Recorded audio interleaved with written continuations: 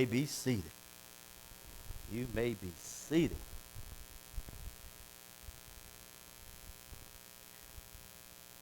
As we read this passage, we see the children of Israel only move when God moves. They follow the cloud by day and the fire by night. If the cloud rested, they stayed in one spot. Pitched a tent, the Bible says. If the cloud moved, they fall in. As a Christian, our life should be simple. If we just do what the Lord asks us to do for him, it should be kept plenty of simple for us. God guides us through his word, through his prayer, and through counseling. God guides us through his word, through prayer, and through counseling. Those three things. If those three things are all lined up, then you should be okay. To be truthfully, we should only move if God tells us to move. This is a physical and a spiritual thing that we must learn. We shouldn't change jobs, change ministries, change anything unless God tells us to change. And by all means, please don't be no money chaser. Some people, every time they chase the money on jobs, they get $1 here, 50 cents here, $2 there. They just chasing the money. But you can make all the money in the world, and if you ain't got God, things can happen, and it's like you got nothing. We were talking about last week how they had all these things, but it seemed like they had holes in their pockets. They put on clothes but couldn't get warm. They drink water, but they still were thirsty. They would eat, and they still was hungry. So it doesn't matter what you got physically. If you ain't spiritually sound-minded, then you still got a ways to go. And I know this passage was kind of all over the place and it didn't make too much sense, but that's why we're here today. One thing is for sure, you don't want to move simply for financial reasons or because you think that the grass is greener on the other side. Many times you think something is better one way and you find out that it's not better that way. You had it better the whole time. The grass isn't always greener. It might just look green because they spray paint their grass. You don't know they're out there spraying it at night. Wake up in the morning, it looks so pretty. Be like, man, I want my grass like that. Every move we make should consider those three things: the Word of God, prayer, and counseling. All are important steps in determining decisions.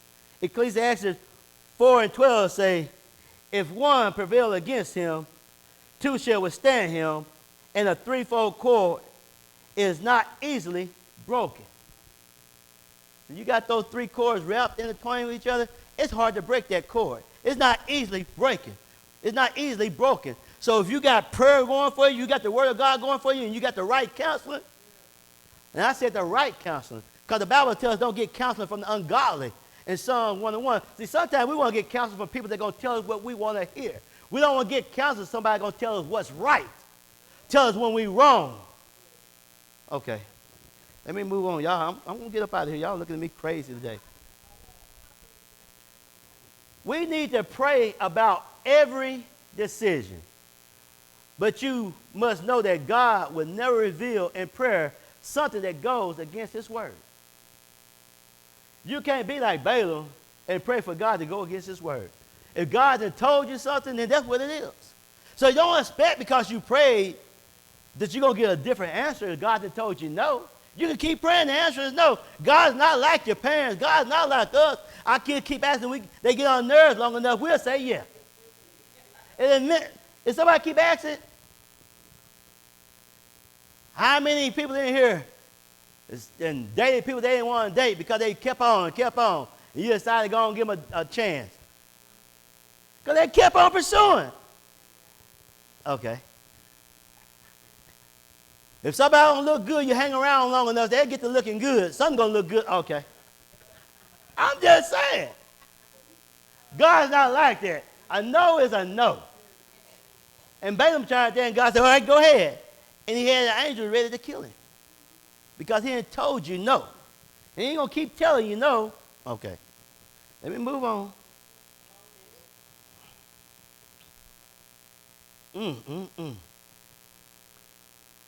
We need that threefold cord that's not easy. We need them three strings in our life that's not easily broken. So when we pray about a decision, we'll be able to make sure we don't go against the word of God. Get counseling from godly people, not from people that tell us what we want to hear. So as we take a look at this passage, which we got to talk about this passage, I know it's kind of all over the place, but as we take a look at this passage, I want to try to make natural things that people can understand, help and teach you spiritual things that some may not understand. We must always look to see Jesus. Every time you look at something, you should find a way to see Jesus in it, because he owns everything.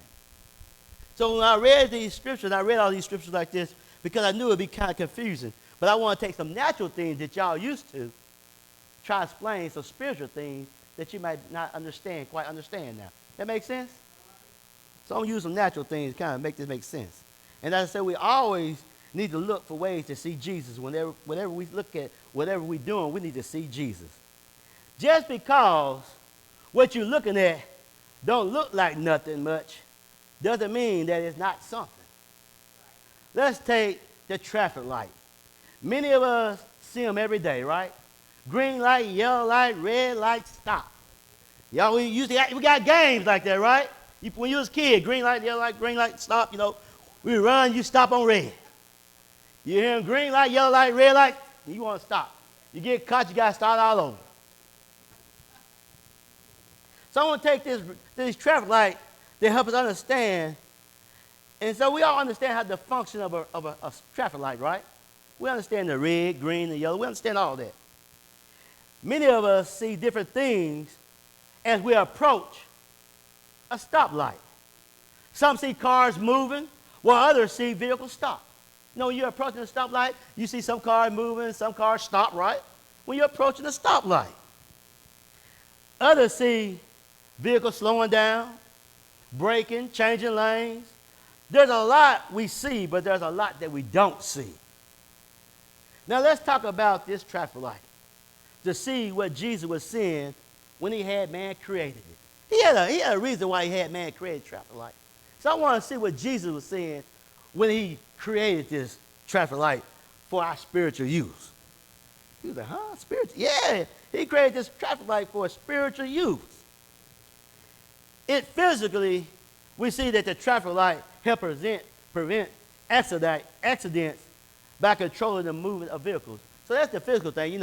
Everybody can go when they want to go. There'll be all kinds of accidents.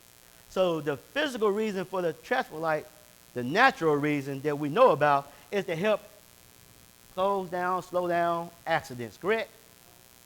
All right. But spiritually, what do we see? It's like looking at a rock. Somebody see a rock and say, if I can get enough of these, I can make a driveway. Right? Because it's gravel, right? So some people see a rock and be like, man, if I get enough of them, I can get me a driveway. Other folks see a rock in their house, it's just some dirt, some trash, they're going to throw it away, right? Man, you go in your house and a rock in the middle of the floor, you're going to throw it away. You're going to sweep it up, right? It's just a rock. It don't serve no purpose, right? I'm just saying. When they see these rocks. But then, David, when he seen a rock, he seen it as a weapon to defeat a giant, didn't he? Jesus seen a rock as a water fountain. Because he told Moses to speak to the rock and it's going to pour out water. Just because you don't see somebody with something, because that rock don't look like it got a mouth, don't like it can pour nothing in, don't mean it can't pour nothing in. A lot of people looking at you and they can't see who you really are because they're too busy looking at what they think you are. So you just think it's a rock in the middle of your floor, but sometimes God put that rock in the middle of the floor, let you know he's still working, that you still got more that you're supposed to do. So if you ever come in your house and you see a rock on the floor, think about who you are, that you ain't being that God created you to be. So you see that rock as trash, but somebody might see you as trash, but you ain't trash. You more than meet the eye. You about something. So God's trying to tell you something. That's why he said, if these people don't praise me, oh my God. It says they don't cry out because they say, keep your disciples from talking. Make them be still. He said, if they hold their peace, the rocks will cry out. Sometimes God needs you to cry out for them. That's why you see a rock laying in the middle of your floor because you ain't been crying out. You're going through something and God needs you to cry out. A rock is just a rock until you know what it's about. People that count you out. I heard one writer say, if they count you out, they can't count. So people that count you out because they can't see what's inside of you. They can't see what's inside you. Luke said in 1940, Jesus told them, say, if they will hold their peace, the stones should immediately cry out. Just because you can't see an opening, just because you can't see the water in the rock, don't mean they ain't got nothing. Just because people think, how many times you have seen somebody, and in your mind, you thought they couldn't do what they was trying to do. They told you they get ready to open the business, you looking like, they going to open the business? They told you they going to do this, you going to say, they going to try to do this? Just because you can't see it for them, don't mean God did not see it for them. Stop trying to tell people who they can be. Just be who all God called you to be. I'm way off my notes. Let me get back where I'm supposed to be at. Y'all got me way in left field. I'm trying to get up out of here today. I'm supposed to be talking about traffic lights. Y'all got me on rocks. let me pull it back, Herman. Get on back over here. I ain't even got no red line. God, let me go this time. You let have a little spot there. I ain't got nothing there. Now let's get, I did. Sure did. I got just in color. It do say it. Boy, I tell you, I got to show you this. What? But God knows he's doing. I'm telling y'all. Y'all better believe God knows. He knew I was going to, man, I'm going to leave that thing alone. But he didn't have me color it, so he wanted me to go a little bit farther this time. Let's get back to these stoplights in a spiritual way. God is to give the green light, okay? See, God gives the green light, which means you got permission, right? You got permission to go. When you're at a stoplight and you get the green light, you get that green light, don't you? You got permission to go. You got permission to go. You got the legal right. I know my daughter, when she comes to the stop sign, she going to take her right. If they don't go fast enough, she gone. She get there, she knows she there first. She don't care what the other car doing. I was here first, I'm going. I got the legal rights. I wish you would hit me. Just take off. You can't come back from every hit. Somebody going to get there in a minute. A green light means it's your turn. See, when the children of Israel seen the cloud move, the fire move, they knew they had permission to move. The Bible said the cloud and the fire, when it went away, they stopped. So when the cloud went away, they stopped. That's that red light. This thing ain't trying to work right for me today. They went away. So what's wrong with us? We too busy looking at somebody else's green light. When God then gave us the red light, we need to stop. You can't go all the time. Sometimes you need to stop. You need to stop. See, when you're at a red light, you're watching everyone else go. You're watching everybody else get their time. And you're watching everyone else move. When you put up a stoplight, I mean, you be watching the car. You know, you be looking and the people's going and everything. You're watching everybody else move while you sitting still. Sometimes it's like that in church. Sometimes you're at a stoplight. God done put a red light in front of you. And everybody else getting blessed, and you're in church hearing everybody's testimony, and you ain't got one. You at a stoplight. Everybody else is moving. Everybody is growing. Everybody is doing everything in the church, but you sit still. You is at a stoplight. You got a red light. See, when you at a red light, see, you're watching everything, right? Oh, my God. Everybody's getting blessed. Everybody is moving forward. And it seems like nothing's happening for you. It's just like being at a red light. You're in the same area with everyone else, but everyone else is moving and you are sitting still, patiently waiting, celebrating everyone else's blessings and praising God for who he is. See, when you're at church and you got a red light, you sitting patiently waiting on your turn. You waiting on your blessing. And see, while you're waiting, you're supposed to be praising. You're supposed to be blessing and celebrating everybody else moving. Okay. And so when you come to a natural red light and you sit still and everybody moving, you should be happy. Because a lot of times, people have accidents at red lights because somebody moved on red when they should have been still. So if everybody moving on green and you sitting still on red, you should be praising God because there's not an accident going on. I see more accidents at a stoplight than I do anywhere else. Because people don't know how to move on their turn. See, when the cloud went away, the people of Israel, they pitched the tent. They made their house there. And they were waiting to the cloud for they can move. They were waiting on the fire for they can move. See, when you're at a red light, it can seem at times sitting still. If you're have you ever been in a rush at a red light? And if you're at a rush at a red light, most of the time you're anticipating when they're going to turn green. You see cars kind of moving up there. They ready to go, ain't they? And it seems like when you're at a red light, it seems like it just takes forever to change. When you're in a rush, if you're in a rush, you ain't worried about it. But when you're in a rush and you sitting there waiting, you looking back, you looking at the other light, seeing when they're going to turn yellow. You wait too. You just wait. You get impatient. Get impatient, waiting on the green light, waiting on your opportunity to move forward. There are a lot of examples in the Bible where people were in a red light, watching everyone else move. You remember the man that's sitting by the pool for 38 years?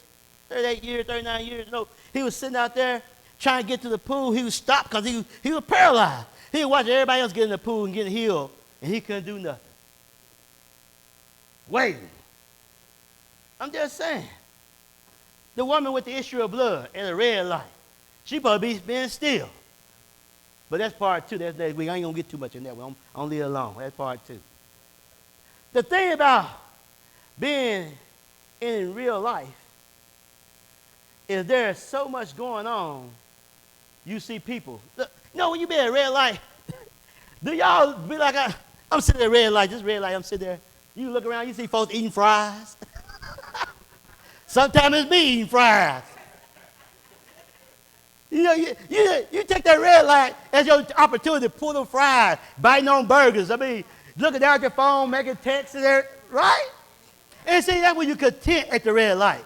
You ain't worried about the red light because eventually you're going to have your turn. And that's how you need to be in church. Because everybody getting blessed, eat your fries. Text on your phone. Your time is coming. It's going to be all right. But don't be like me sometimes. Sometimes when I be at the red light, that's when I get a chance to answer my phone, and they say, I know I hear a car horn blowing. Because I ain't got engrossed in my text, and the light is turning green. Anybody else did that? Then you got stuck at the red light. Let me move on. But I'm saying, it's so much goes on at the red light.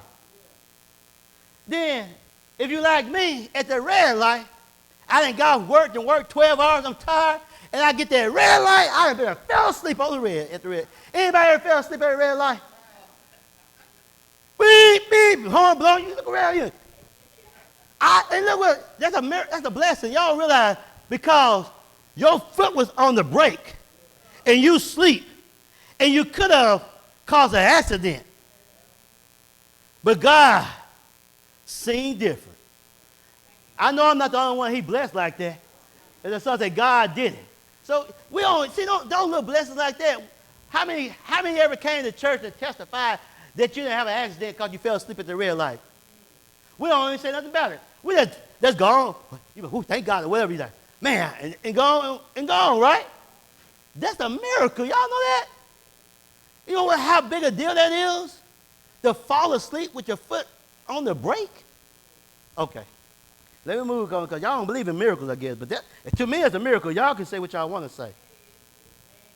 Let me move on. My point. I got my point next.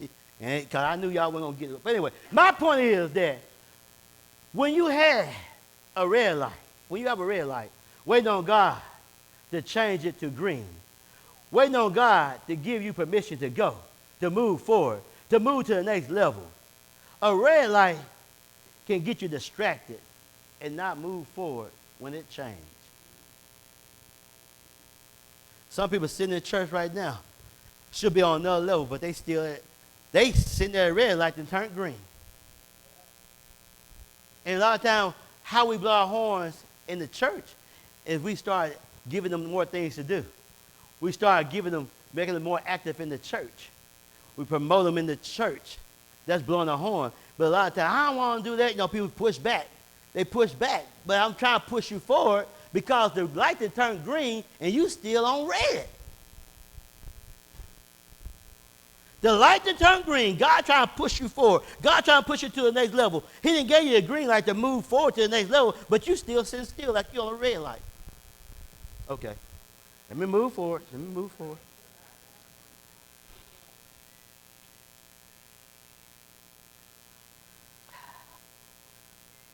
And a lot of times, when you get distracted at a red light on your phone or something, somebody blow, your first instinct, your first attitude is you look back all hateful, right? What they blowing for? But then when you realize that the light turned green, I know me, I throw my hand up. I'm sorry. I'm sorry, my fault. You know, but you know what happened is, watch this. I'm getting ahead of myself, but that's okay. God gonna pull me back if I need to. He's gonna pull me back. I ain't got way off. I don't even know where I'm at, but we're gonna be all right. God must want me to get lost. Anyway, what I'm saying is that you get mad momentarily, but you realize that it's your fault that they blowing. And that what happens in the church a lot of times. When you push people, they get upset with you. If they stop and realize you trying to push them to the next level. You ain't getting on to them. You ain't trying to make them look bad. You ain't trying to make them feel bad. What you trying to do is let them know the light is green. You're supposed to be moving. You're supposed to be further in church. You should be further in your knowledge. You should be further in your understanding of God than you are. You still where you was at when you came. It's kind of like First Lady when she say, if you came in and leave the same way out, it's your fault. You didn't move forward. You didn't get you didn't get everything that you should have got. So it's your fault that you didn't move forward. God then gave the green light, but you sit still. And a lot of times we sit still, we didn't fell asleep in church. Physically and spiritually. Okay. There we go. God is trying to tell you don't need to stay on this level. All you're doing is letting them know that God has given them the green light. Move forward. It's time to put your feet on the gas. It's time to do what the Lord say do. All you telling them, put your feet on the gas. I need you to move forward. Because you know what happened though? If you don't move forward in time, the people behind you are going to get caught with the next red light. Have you ever got caught in a red light because somebody in front of you didn't go? How many people that are you holding up from knowing God because you stuck at a red light? How many people God could have you out there witnessing to, talking to, sharing your faith with, but you're at a red light? Okay. What happened is people are spending years stopped at a green light. It's a green light and they still sitting still. Saying they waiting on God. But when the light is green, you got divine permission to move forward. It's like when the cloud and the fire is moving, you ain't got to wait on God because God is waiting on you now. God waiting on you. A lot of times we talk about waiting on God. You were waiting on God because you had a red light. But when you got that green light, he waiting on you. You ain't waiting on God. It's easy to say I'm waiting on God. That's an easy word, but God waiting on you. He done moved. You've been going to church how long? And you still right here? Talking about waiting on God to elevate me. He already moved. God over there somewhere. I'm just saying. There are still people wasting time sitting at a green light, causing the people behind them to miss the opportunity to go through the light because they got distracted at the light by other people. How many times you get distracted in church by other people? Get distracted on your job by other people. I know sometimes I put the red light, I'm too busy looking, seeing what everybody else is doing, and I get distracted. I'm looking, I be nosy at the red light. I'm trying to see what's going on. Because I don't know, because you got to, because somebody can come up behind you and hit you. You ain't paying no attention while I try to leave enough space in front of me so if something happens, I can move out the way. I don't know what they coming up behind me real fast. I can scooch on up a little bit. I can get out on a little bit side or something. Because folks everybody not paying attention when they driving. They looking down at their phone, they looking out somewhere. So you got to drive for you and someone else. Just like in church, you got to look out for you and others. You love them, look out for them. You see they falling the wrong way, veering off the road a little bit. At church, they veering off. Pull them back. Oh, come on, brother. Come on, sister. Come on. You don't need to be doing that. Okay.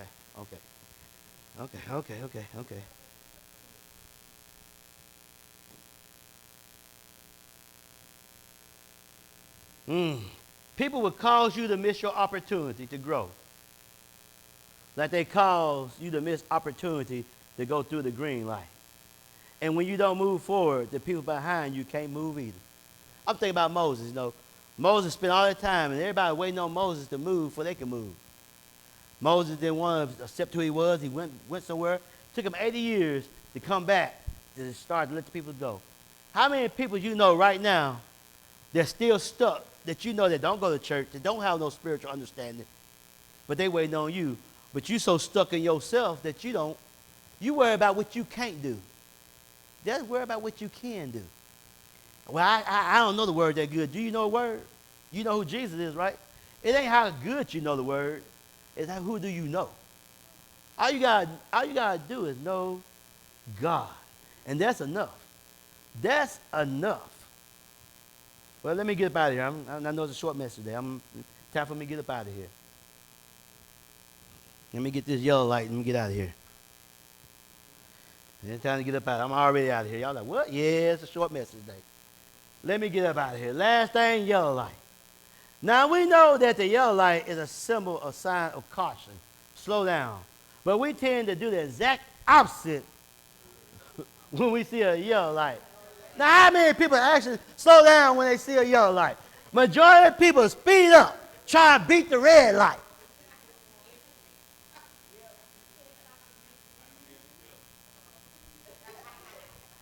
You see that with y'all? And I hear one people say, if I think I can make it, you're supposed to try to make it. It's a caution light. Slow down. It does say, I'm young, so if you can make it speed up, that ain't what that light means. It never means it's slow and slow down. It never means to speed up. You try to judge you got time or not. And the person beside you doing the same thing. They see you got a yellow light, they got a green light, they know they like you ready to turn red, so they speed up. Both y'all speeding up. Somebody gonna crash. And most times, it turn red right when you get up under it. And the first thing, whoo, I made that. Now, if you going in anywhere you see a red light, a green light, 90% of the time the speed limit is under 50. So it could be 35, it could be 45. You ain't gonna never hardly see no speed limit on those 70-mile-an-hour road. Every blue moon you might, but not often. So that means If you speed up, if you're going 45, speeding at 45, and you speed up to catch this light, that means you're breaking the law. You already messing up. Okay, let me let that thing go. I'm just saying, trying to get through it so we don't have to stop, right? Because you don't want to stop, right? That's the whole point of going through a yellow light, speeding up, so you ain't got to stop at the red light. Now watch this. Now most Christians have been taught the danger of getting ahead of God. So you don't want to get ahead of God, right? And so we read in Numbers, though, where the children followed the cloud, right? And when the cloud stopped, they rested. And when the cloud started, they began again, right? That's like, see, when they seen that cloud start to fade away, those children didn't really say, let's run on down the road a little bit before the cloud go up. The cloud stops and starts fading away. They say, let's run on. Then they lean themselves, right? Because they're not following the cloud disappearing. The cloud get ready to go away. But they want to hurry. Let's get on down here a little bit before the cloud, before it just, come on, y'all. I can see a whole army of folks running, trying to get down there. They don't even know where they're going. They don't even know where they're going. That's like the yellow light. You didn't see the children running ahead trying to get further down the road. They only slowed down and prepared to stop and rest because they knew not to get ahead of God. Got two lines. I can't believe that. As a Christian, a lot of times we don't take the proper precautions when God throws a yellow light in front of us, telling us to slow down. We're moving too fast. It's kind of like this. I'm going to use this. You see how the fast, the people moving real fast on the background, lights, the cars running fast. Sometimes we move too fast in the ministry. You got to slow down. You're doing too much. Slow down. You trying to get on this board, you trying to get on that committee, you trying to do this, you want to bounce from a deacon to a minister, you move, slow down. Sometimes God throw a yellow light, wants you to slow down a little bit. But we want to speed up. Well, the song says you better catch yourself or you wreck yourself. Yeah, you slow down a little bit. You move too fast. You jump from one thing to another, from one relationship to another relationship. Slow down. God threw a yellow light. Slow down. You're in this relationship. You just got to, don't jump in another one so quick. But they look good to me. They saying what I want to hear. They got money. They going to treat me right. Slow down. How many relationships you've been in the last 3 months? Slow down. You didn't jump from job to job to have 18 jobs in 1 year. Slow down.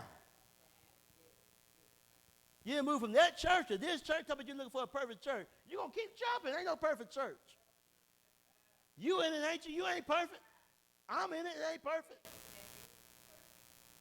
You're going to go mess those folks' good church up. Tell me, hey, I found the perfect church. Don't you go in there? You better not go in there. Be like, what love got to do with it? When tenant broke that man's good automobile, broke that window out. You a perfectly good automobile. You done bust the window out of it. A perfectly good church. You done went out there and messed the church up. Them folks had it going on over there.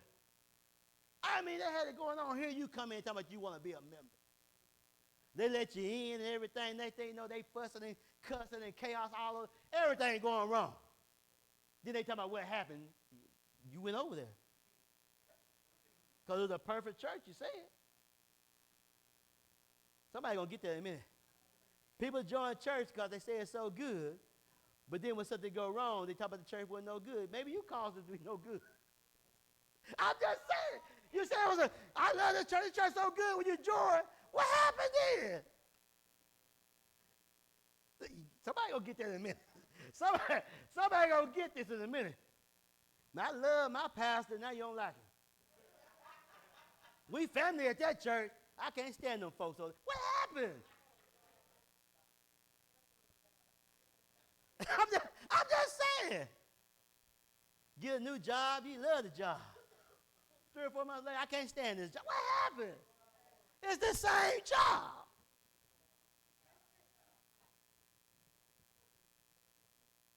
I'm just saying, slow down.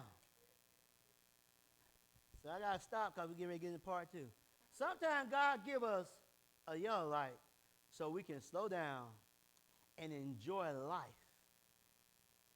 as God has given it to us. So when you're going up there at yellow light and you speed up, it might have been something that God needs you to sleep while he had you slowing down. Sometimes I done passed places that was at stoplights I didn't know it was there because I'm flying through and not looking around. That's why now I say, well, I'll go get to a stoplight, I'm looking at everything. I'm looking. And I get things from looking at things and learn things. And so stop moving through life so fast. It already ain't long enough. Because every time somebody dies, they ain't live long enough. I'm just saying. They had a short life. Because no matter how old you is, you don't want to die. Slow down. Start rushing your life away. Everybody, Christmas just left. People want Christmas already. I can't wait to Christmas here. Birthday just passed. I can't wait my birthday come back around. I sure be glad. I sure be glad when summer get here. Come on. Y'all know y'all. Sure it's cold. I see just rushing life away. How long you think you're going to be on this planet? How long you think you're going to stop? Slow down in your life. Enjoy what God gave you. Enjoy your spouse. Enjoy your children. Enjoy your grandchildren. Enjoy life in general. No matter how bad it looks to you right now, no matter what you're going through right now, enjoy it. Because you only got one life to live. You make your life what it's supposed to be. Don't depend on me making your life. Well, I come to church for you. I can't make your life no better. Ain't nothing I can do and ain't nothing I can say to make your life better. You got to make your life better for yourself. You got to know Jesus. You got to know God. And you got to make right decisions. That's right. You got to take opportunity that's presented for you or make some opportunity. Put yourself in position to make a better life for you. Don't sit back and hoping somebody else going to make your life better. Man, well, if they would know, what did you not do? We always blame everybody else for how our life is going, what our life is not doing, what we don't have. Stop blaming everybody else because everybody else going to make things difficult for you. Ain't too many people looking out for your best interests. Good parents do. Great friends. Most people don't get no more than 2 real good friends in their lifetime. I didn't preach that before. I'm about to bring that back. So if you got more than 2 friends, you need to check your circle. You have a lot of people that they ain't your real good friends. They just out there. Because everybody ain't looking for you to be successful. Everybody ain't trying to make your life better. People are coming against you. Slow down and look at who's around you. Look who's saying things about you that, I don't want to last line, but so we can thank God for what he has done in our life. Not just running through life without looking and appreciating all that God has done for us. Stop running through life and not appreciating what God has done. Just running through life. It's a yellow light. Slow down. Slow down. Slow down. Traffic light life. Amen.